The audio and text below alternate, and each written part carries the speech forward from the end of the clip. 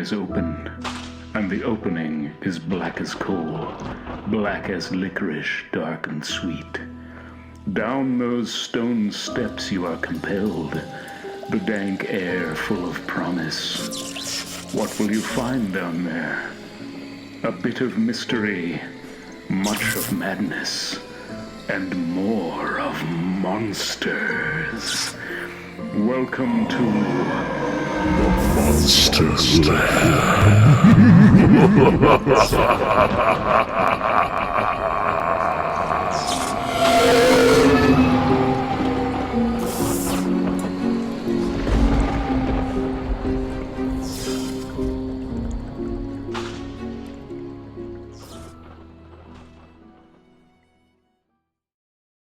The Transfer by Algernon Blackwood.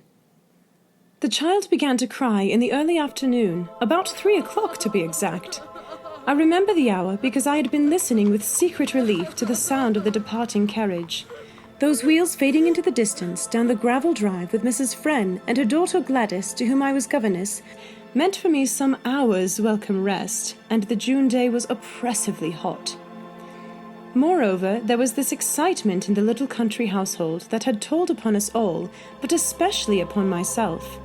This excitement, running delicately behind all the events of the morning, was due to some mystery, and the mystery was of course kept concealed from the governess. I had exhausted myself with guessing and keeping on the watch. For some deep and unexplained anxiety possessed me, so that I kept thinking of my sister's dictum that I was really much too sensitive to make a good governess, and that I should have done far better as a professional clairvoyante. Mr. Friend, Senior, Uncle Frank, was expected for an unusual visit from town about tea-time. That I knew. I also knew that his visit was concerned somehow with the future welfare of little Jamie, Gladys's 7-year-old brother. More than this, indeed, I never knew, and this missing link makes my story in a fashion incoherent, an important bit of the strange puzzle left out. I only gathered that the visit of Uncle Frank was of a condescending nature, that Jamie was told he must be upon his very best behavior to make a good impression, and that Jamie, who had never seen his uncle, dreaded him horribly already in advance. Then, trailing thinly through the dying crunch of the carriage wheels of the sultry afternoon, I heard the curious little wail of the child's crying with the effect, wholly unaccountable, that every nerve in my body shot its bolt electrically, bringing me to my feet with a tingling of unequivocal alarm. Positively, the water ran into my eyes. I recalled his white distress that morning when told that Uncle Frank was motoring down for tea and that he was to be very nice indeed to him. It had gone into me like a knife. All through the day, indeed, had run this nightmare quality of terror and vision. "The man with the enormous face?" he had asked in a little voice of awe, and then gone speechless from the room in tears that no amount of soothing management could calm. That was all I saw, and what he meant by the enormous face gave me only a sense of vague presentiment. But it came as anticlimax somehow, a sudden revelation of the mystery and excitement that pulsed beneath the quiet of the stifling summer day. I feared for him, for of all that commonplace household I loved Jamie best, though professionally I had nothing to do with him. He was a high-strung, ultra-sensitive child, and it seemed to me that no one understood him, least of all his honest, tender-hearted parents, so that his little wailing voice brought me from my bed to the window in a moment like a call for help. The haze of June lay over that big garden like a blanket. The wonderful flowers, which were Mr. Friend's delight, hung motionless. The lawns, so soft and thick, cushioned all other sounds. Only the limes and huge clumps of guelder roses hummed with bees. Through this muted atmosphere of heat and haze, the sound of the child's crying floated faintly to my ears, from a distance. Indeed, I wonder now that I heard it at all, for the next moment I saw him down beyond the garden, standing in his white sailor suit alone, 200 yards away. He was down by the ugly patch where nothing grew, the forbidden corner. A faintness then came over me at once, a faintness as of death, when I saw him there of all places where he was never allowed to go, and where, moreover, he was usually too terrified to go. To see him standing solitary in that singular spot, above all, to hear him crying there, bereft me momentarily of the power to act. Then, before I could recover my composure sufficiently to call him in, Mr. Friend came round the corner from the lower farm with the dogs, and seeing his son, performed that office for me. In his loud, good-natured, hearty voice he called him, and Jamie turned and ran as though some spell had broken just in time, ran into the open arms of his fond but uncomprehending father, who carried him indoors on his shoulder while asking, "What's all this hubbub about?" And at their heels, the tailless sheepdogs followed, barking loudly and performing what Jamie called their gravel dance, because they ploughed up the moist, rolled gravel with their feet. I stepped back swiftly from the window, lest I should be seen. Had I witnessed the saving of the child from fire or drowning, the relief could hardly have been greater. Only Mr. Friend, I felt sure, would not say and do the right thing quite. He would protect the boy from his own vain imaginings, yet not with the explanation that could really heal. They disappeared behind the rose trees, making for the house. I saw no more till later, when Mr. Friend Senior arrived. To describe the ugly patch as singular is hard to justify, perhaps, yet some such word is what the entire family sought, though never, oh never, used. To Jamie and myself, though equally we never mentioned it, that treeless, flowerless spot was more than singular. It stood at the far end of the magnificent rose garden, a bald, sore place where the black earth showed uglily in winter, almost like a piece of dangerous bog, and in summer baked and cracked with fissures where green lizards shot their fire in passing. In contrast to the rich luxuriance of death amid life, a centre of disease that cried for healing lest it spread. But it never did spread. Behind it stood the thick wood of silver birches, and glimmering beyond, the orchard meadow where the lambs played. The gardeners had a very simple explanation of its barrenness, that the water all drained off it owing to the lie of the slopes immediately about it, holding no remnant to keep the soil alive. I cannot say. It was Jamie who felt its spell and haunted it, who spent whole hours there, even while afraid, and for whom it was finally labelled strictly out of bounds, because it stimulated his already big imagination, not wisely, but too darkly. It was Jamie who buried ogres there and heard it crying in an earthy voice, swore that it shook its surface sometimes while he watched it, and secretly gave it food in the form of birds or mice or rabbits he found dead upon his wanderings. And it was Jamie who put so extraordinarily into words the feeling that the horrid spot had given me from the moment I first saw it. "It's bad, Miss Gould," he told me. "But, Jamie, nothing in nature is bad exactly, only different from the rest sometimes." "Miss Gould, if you please, then it's empty. It's not fed. It's dying because it can't get the food it wants." And when I stared into the little pale face where the eyes shone so dark and wonderful, seeking within myself for the right thing to say to him, he added, with an emphasis and conviction that made me suddenly turn cold, "Miss Gould," he always used my name like this in all his sentences, "it's hungry, don't you see? But I know what would make it feel all right." Only the conviction of an earnest child, perhaps, could have made so outrageous a suggestion worth listening to for an instant. But for me, who felt that things an imaginative child believed were important, it came with a vast, disquieting shock of reality. Jamie, in this exaggerated way, had caught at the edge of a shocking fact.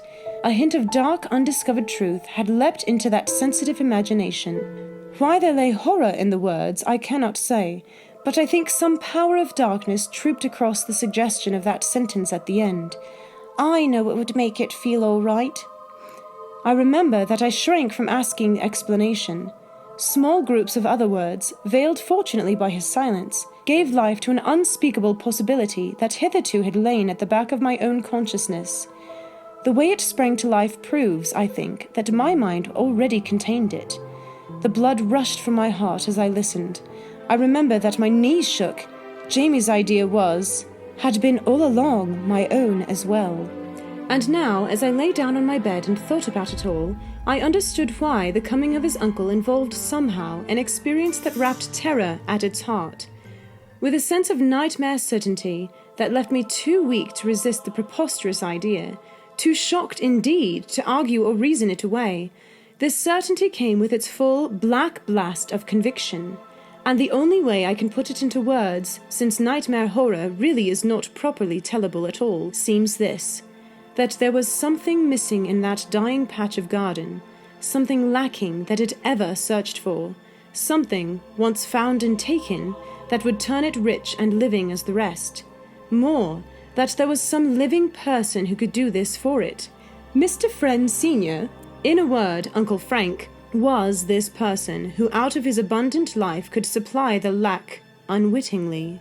For this connection between the dying empty patch and the person of this vigorous, wealthy, and successful man had already lodged itself in my subconsciousness before I was aware of it.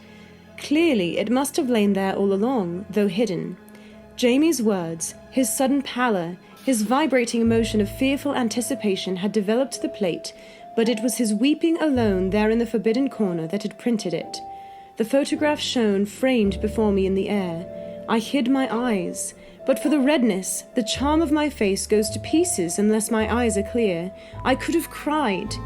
Jamie's words that morning about the enormous face came back upon me like a battering ram. Mr. Friend Senior had been so frequently the subject of conversation in the family since I came. I had so often heard him discussed, and had then read so much about him in the papers. His energy, his philanthropy, his success with everything he laid his hand to, that a picture of the man had grown complete within me. I knew him as he was, within, or, as my sister would have said, clairvoyantly. And the only time I saw him, when I took Gladys to a meeting where he was chairman, and later felt his atmosphere and presence while for a moment he patronizingly spoke with her, had justified the portrait I had drawn. The rest, you may say, was a woman's wild imagining, but I think rather it was that kind of divining intuition which women share with children. If souls could be made visible, I would stake my life upon the truth and accuracy of my portrait. For this Mr. Friend was a man who drooped alone, but grew vital in a crowd, because he used their vitality. He was a supreme, unconscious artist in the science of taking the fruits of others' work and living for his own advantage. He vampired, and knowingly, no doubt, everyone with whom he came in contact, left them exhausted, tired, listless. Others fed him, so that while in a full room he shone, alone by himself and with no life to draw upon, he languished and declined. In the man's immediate neighborhood, you felt his presence draining you. He took your ideas, your strength, your very words, and later used them for his own benefit and aggrandizement. Not evilly, of course. The man was good enough, but you felt that he was dangerous owing to the facile way he absorbed into himself all loose fatality that was to be had. His eyes and voice and presence devitalized you.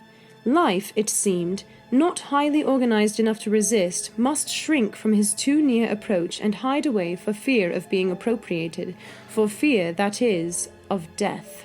Jamie, unknowingly, put in the finishing touch to my unconscious portrait. The man carried about with him some silent, compelling trick of drawing out all your reserves, then swiftly pocketing them. At first, you would be conscious of taut resistance. This would slowly shade off into weariness. The will would become flaccid. Then you either moved away or yielded, agreed to all he said with a sense of weakness pressing ever closer upon the edges of collapse. With a male antagonist it might be different, but even then the effort of resistance would generate force that he absorbed and not the other. He never gave out. Some instinct taught him how to protect himself from that. To human beings, I mean, he never gave out. This time it was a very different matter. He had no more chance than fly before the wheels of a huge, what Jamie used to call, a traction engine.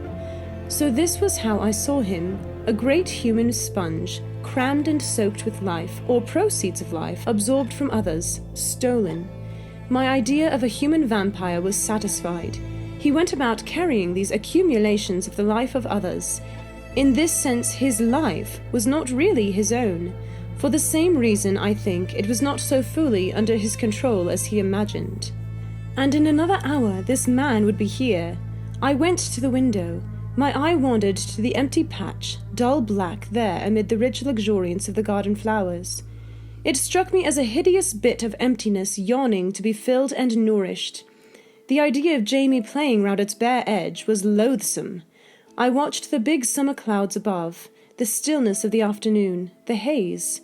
The silence of the overheated garden was oppressive. I'd never felt a day so stifling, motionless. It lay there waiting. The household, too, was waiting. waiting for the coming of Mr. Friend from London in his big motor car. And I shall never forget the sensation of icy shrinking and distress with which I heard the rumble of the car. He had arrived. Tea was already on the lawn beneath the lime trees, and Mrs. Fren and Gladys, back from their drive, were sitting in wicker chairs. Mr. Fren, Jr. was in the hall to meet his brother, but Jamie, as I learned afterwards, had shown such hysterical alarm, offered such bold resistance, that it had been deemed wiser to keep him in his room. Perhaps, after all, his presence might not be necessary. The visit clearly had to do with something on the uglier side of life, money, settlements, or what not. I never knew exactly, only that his parents were anxious, and that Uncle Frank had to be propitiated. It does not matter. That has nothing to do with the affair. What has to do with it, or I should not be telling the story, is that Mrs. Fren sent for me to come down, in my nice white dress, if I don't mind, and that I was terrified, yet pleased, because it meant that a pretty face would be considered a welcome addition to the visitor's landscape. Also, most odd it was, I felt my presence was somehow inevitable, that in some way it was intended that I should witness what I did witness. And the instant I came upon the lawn, I hesitate to set it down, it sounds so foolish, disconnected. I could have sworn, as my eyes met his, that a kind of sudden darkness came, taking the summer brilliance out of everything, and that it was caused by troops of small black horses that raced about us from his person to attack. After a first momentary approving glance, he took no further notice of me. The tea and talk went smoothly. I helped to pass the plates and cups, filling in pauses with little undertalk to Gladys. Jamie was never mentioned. Outwardly, all seemed well, but inwardly, everything was awful, skirting the edge of things unspeakable, and so charged with danger that I could not keep my voice from trembling when I spoke. I watched his hard, bleak face. I noticed how thin he was, and the curious, oily brightness of his steady eyes. They did not glitter, but they drew you with a sort of soft, creamy shine like Eastern eyes. And everything he said or did announced what I may dare to call the suction of his presence. His nature achieved this result automatically. He dominated us all, yet so gently that until it was accomplished, no one noticed it. Before 5 minutes had passed, however, I was aware of one thing only. My mind focused exclusively upon it, and so vividly that I marveled the others did not scream or run or do something violent to prevent it. And it was this, that separated merely by some dozen yards or so, this man, vibrating with the acquired vitality of others, stood within easy reach of that spot of yawning emptiness, waiting and eager to be filled. Earth scented her prey. These two active centers were within fighting distance. He so thin, so hard, so keen, yet really spreading large with the loose surround of others' life he had appropriated. So practiced and triumphant. That other so patient, deep, with so mighty a draw of the whole earth behind it. And, so obviously aware that its opportunity at last had come. I saw it all as plainly as though I watched two great animals prepare for battle, both unconsciously. Yet, in some inexplicable way, I saw it, of course, within me, and not externally. The conflict would be hideously unequal. Each side had already sent out emissaries. How long before, I could not tell, for the first evidence he gave that something was going wrong with him was when his voice grew suddenly confused. He missed his words, and his lips trembled for a moment and turned flabby. The next second, his face betrayed that singular and horrid change, growing somehow loose about the bones of the cheek and larger, so that I remembered Jamie's miserable phrase. The emissaries of the two kingdoms, the human and the vegetable, had met. I make it out in that very second. For the first time in his long career of battening on others, Mr. Fren found himself pitted against a vaster kingdom than he knew, and so finding, shook inwardly in that little part that was his definite actual self. He felt the huge disaster coming. "Yes, John," he was saying, in his drolling, self-congratulating voice. "Sir John gave me that car, gave it to me as a present. Wasn't it and then broke off abruptly, stammered, drew breath, stood up, and looked uneasily about him. For a second there was a gaping pause. It was like the click which starts some huge machinery moving, that instant's pause before it actually starts. The whole thing, indeed, then went with the rapidity of machinery running down and beyond control. I thought of a giant dynamo working silently and invisible. "What's that?" he cried, in a soft voice charged with alarm. "What's that horrid place? And someone's crying there. Who is it?"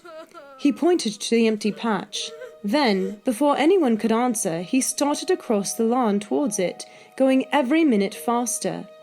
Before anyone could move, he stood upon the edge. He leaned over, peering down into it. It seemed a few hours passed, but really they were seconds, for time is measured by the quality and not the quantity of sensations it contains. I saw it all with merciless photographic detail, sharply etched amid the general confusion. Each side was intensely active, but only one side, the human, exerted all its force, in resistance. The other merely stretched out a feeler, as it were, from its vast potential strength. No more was necessary. It was such a soft and easy victory. Oh, it was rather pitiful. There was no bluster or great effort, on one side at least. Close by his side I witnessed it, for I, it seemed, alone had moved and followed him. No one else stirred, though Mrs. Friend clattered noisily with the cups, making some sudden impulsive gesture with her hands. And Gladys, I remember, gave a cry. It was like a little scream. "Oh, Mother, it's the heat, isn't it?" Mr. Friend, her father, was speechless, pale as ashes. But the instant I reached his side, it became clear what had drawn me there thus instinctively. Upon the other side, among the silver birches, stood little Jamie. He was watching. I experienced, for him, one of those moments that shake the heart.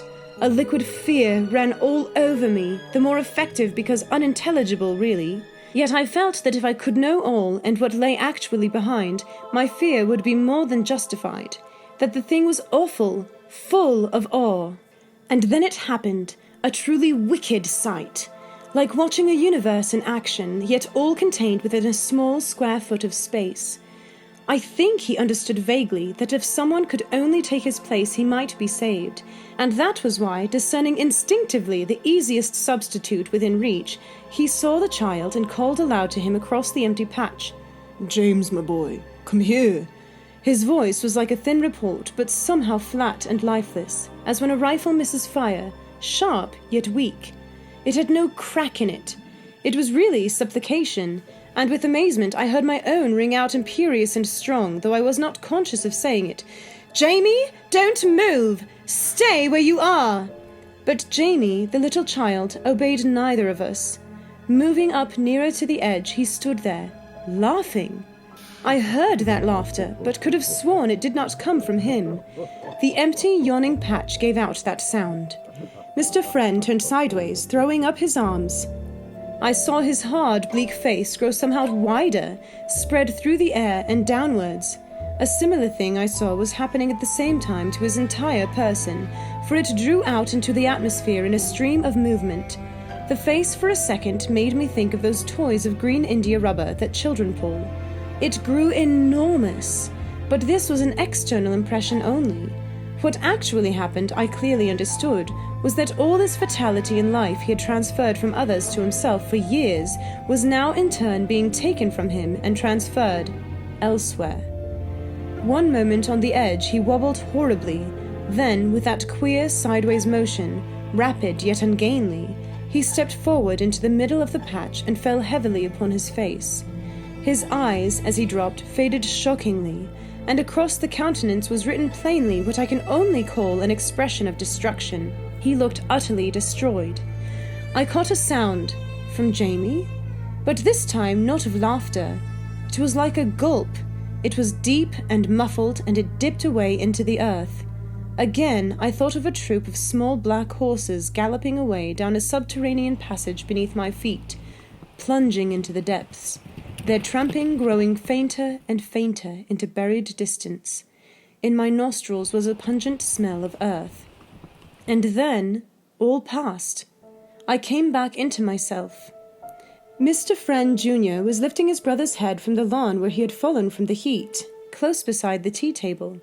He had never really moved from there, and Jamie, I learned afterwards, had been the whole time asleep upon his bed upstairs, worn out with his crying and unreasoning alarm.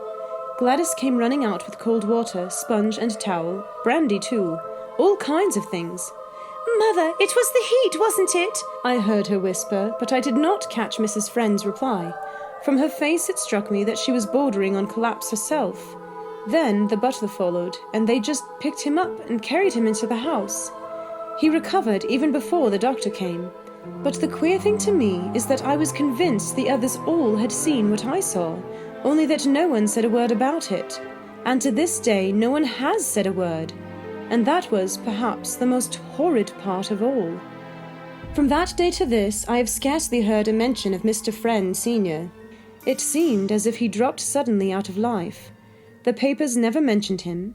His activities ceased, as it were. His afterlife, at any rate, became singularly ineffective. Certainly he achieved nothing worth public mention.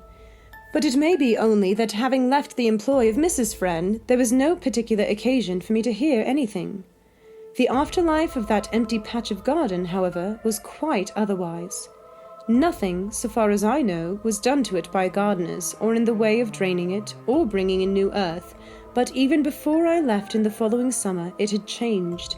It lay untouched, full of great luscious driving weeds and creepers, very strong, full-fed and bursting thick with life.